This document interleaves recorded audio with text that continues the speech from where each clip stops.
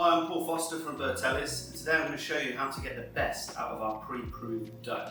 Even if you don't have a pizza oven or a pizza stone at home, there's still ways you can make a great pizza. So this is the dough that we supply. It's been proved for 48 hours.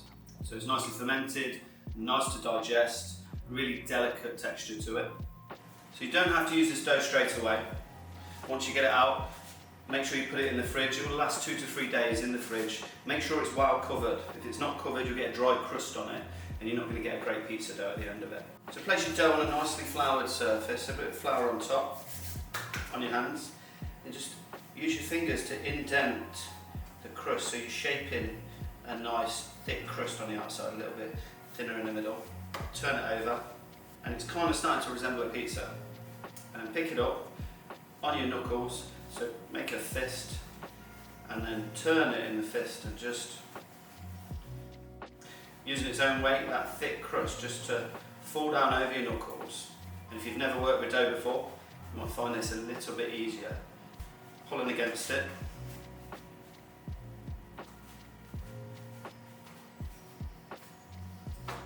And that's nearly ready for our hot pan.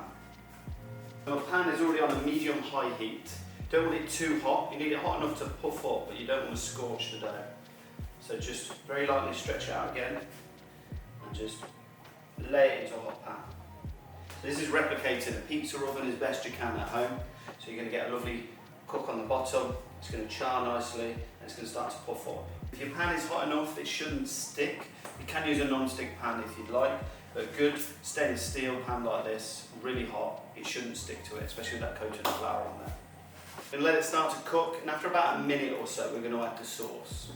It's starting to puff up nicely now. Just check the bottom, it should be developing a little bit of colour. Now I'm going to start to add the sauce. So from the centre. Can use a ladle if you don't want to get your hands too close to the hot pan. Just smooth it out. Not right to the edges, just leave a little bit on the edge. So cook for another 30 seconds to a minute. So now it's time to top the pizza. I'm going to finish this under a red hot grill, so there's many different ways you can do it. If your pan is oven proof, you can top it and go straight underneath the grill. My grill you have to close the door, so I'm going to transfer it. Taking it from the heat just means I can take my time just making sure the toppings are nice and evenly distributed. So mozzarella cheese first. Okay, you want to make sure this is nicely spread out.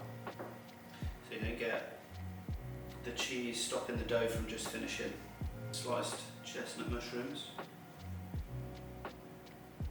Some spring onions. And then we've got the Wenlock Edge copper. Just tear it into nice pieces. The fat's going to melt and go into that sauce.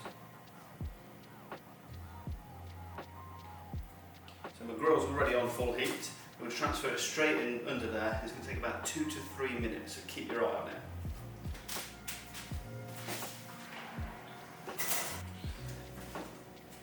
So the pizza's had about 3 or 4 minutes now. And you can see, even though it's been cooked in a conventional grill, it's lovely and crisp underneath, it's not sagging, so that dough is perfectly cooked. Nicely puffed on the outsides.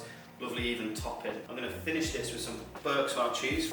So this is a great finishing cheese. It's a bit like Parmesan, but it's an English used milk version.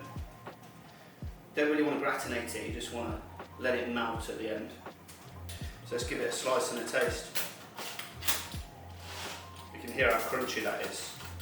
And like any good pizza, puffed up. You can see all the lovely blistered holes, nice cheese, and it's just holding its own weight.